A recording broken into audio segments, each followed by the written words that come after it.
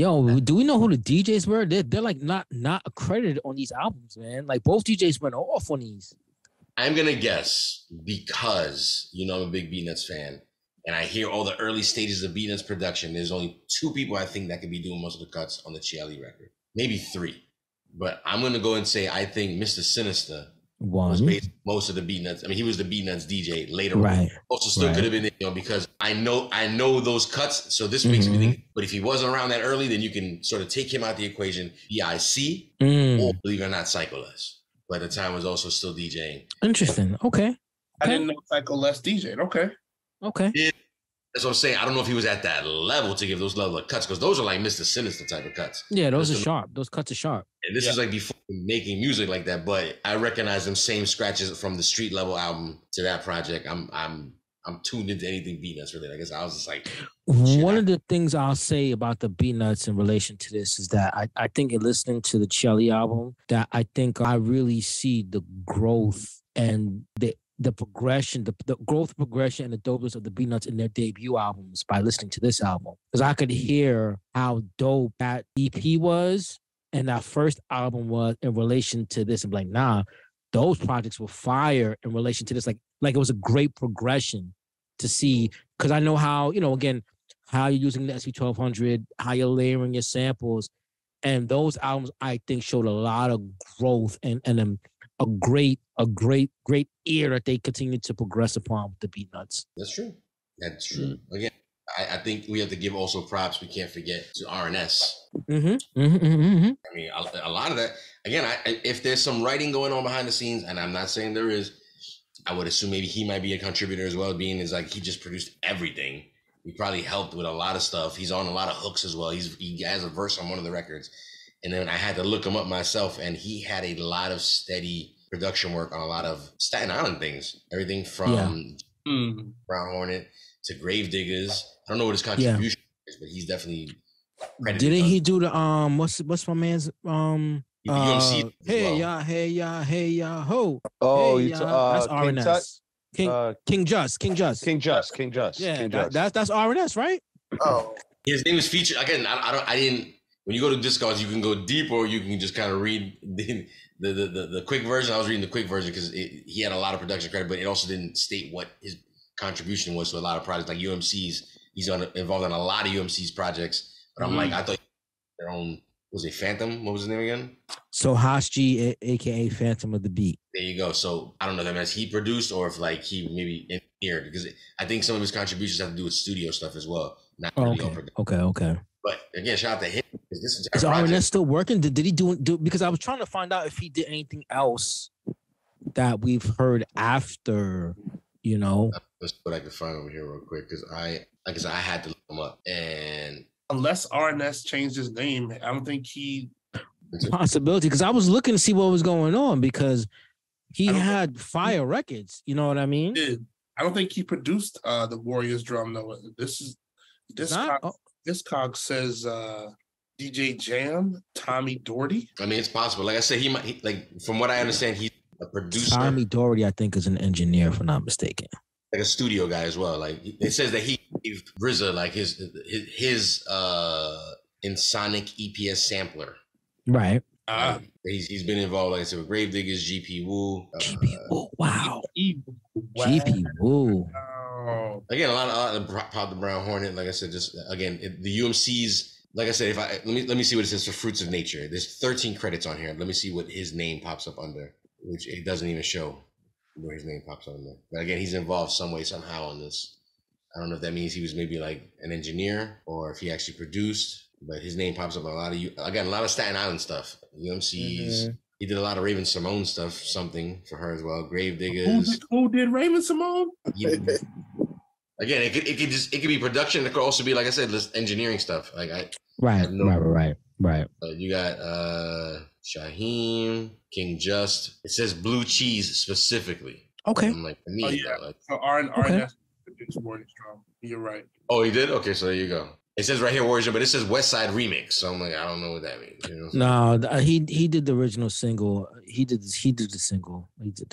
Pop the Brown Hornet, Real Bad Boys by SHYHEIM. Again, a lot of Staten Island stuff. But I had to look him up because, like I said, I was really impressed with the project that he put together for SHYHEIM. Yeah, for sure. Really, really dope beats. Solid. Really dope. It's a solid project. And if we want to discuss it, I think overall, like that's what I think. Like I think if you put both side by side, I think if you actually listen to them, both projects are really good.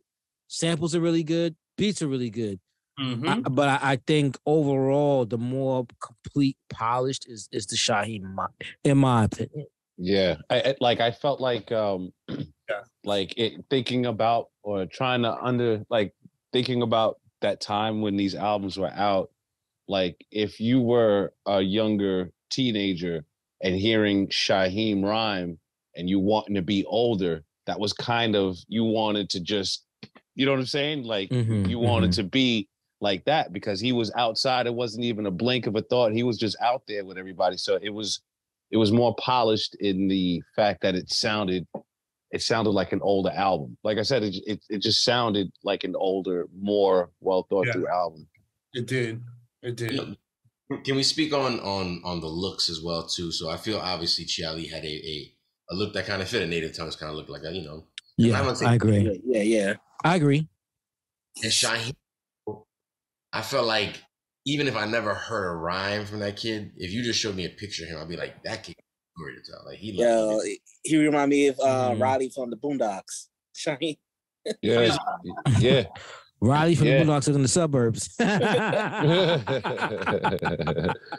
Yeah, but that was it. Like if you looked at SHYHEIM back then as a kid, you could tell he had seen shit. It was just there on his face. No doubt. You know what I'm saying? He looked like a little adult. Like it was just like yeah. Like an adult, but obviously he's a kid. But again, so did Chiali. But it's just like when you saw him, you were like, oh, like I believe you. Like it was something different. Like you wouldn't have been surprised if you went to the bodega and you turned the corner at 10:30 at night and you bumped into him. He'd be like, yo, what up, son? You'd be like, right. Yo, what's good? You wouldn't stop. You wouldn't stop to be like, yo, where you at? Go home. You'd be like, yo, what's the science, B? What up? What it is out here, man? Right. You an ill nigga, bro. Yo, they bagged me the other day, son. Education of Sonny Carson type shit. Yo, and just real quick too, with SHYHEIM, one of my favorite SHYHEIM songs is actually the song he did with Big L. Furious Anger is my joint, bro. That is my joint. They were friends apparently. They were, I mean, according to the interviews I've seen with SHYHEIM late, you know, in this current stage of life, he talked about, I mean, he has Big L's name tattooed on his neck. He's like, them two are really close, he said. So that's my cool. song, bro. That's one of my favorite joints right there. Yeah, like SHYHEIM should be, his picture should be next to the definition of what does it mean to be outside? And then it should be SHYHEIM's photo. Come here, baby. Yo, you look at SHYHEIM, he was outside with it. That's the definition of outside with it. It's 10 p.m. Do you know where your kids are? SHYHEIM picture pop up. Yeah, exactly, bro. Exactly. Like, yo, Ma, we wasn't that the kid we just passed to the bodega? Motherfucker selling crack. Can I talk about now, like, who's this Charlie versus Vanilla Shake? That was my joint. I like that. But I kind of dug that song too. What was that about? Does anybody know what Vanilla Shake was about? I'm not 100% sure. I'm sure I heard every thought you just had right now the way you're talking to that microphone. Yeah. We're like one of the commercials with the tape when you sit down and they play the music and shit blowing you away. Scan's getting his Von Harper on, man. Showing off the brand new microphone. And we didn't talk about the fight feature on Listen, the posse cuts. That was Fashion from the Beatnuts. That was Fight from A Tribe Called Quest. That was on that and song. Dress is on it. Black Sheep, and then there's one more. There's Trugoy. No, is he on that record? Is Trugoy on the record? I think Trugoy's on the record too.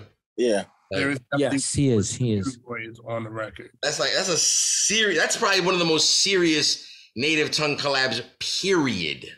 Oh, the Let the Horns Blow. Yeah, that's a banger. I love how the Beatnuts always found a way to get Fashion before he left the group.